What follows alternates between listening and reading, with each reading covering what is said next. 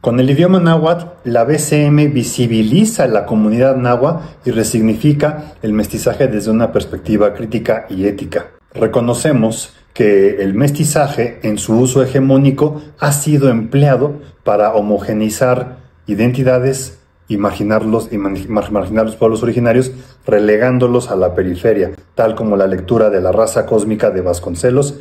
Se ha promovido la falsa idea de que el mestizo es superior a sus raíces indígenas. Hablar náhuatl o cualquier lengua indígena como el maya y el otomí es devolver a estas culturas su dignidad, presentándolas ante el mundo sin caer en la apropiación cultural que refuerza estereotipos. No se trata de embellecer el pasado, por favor, sino de resignificarlo, evitando que precisamente agrupaciones que se autodenominan mexicas, anahuacas o toltecas utilizan el idioma para una homogeneización del mestizaje.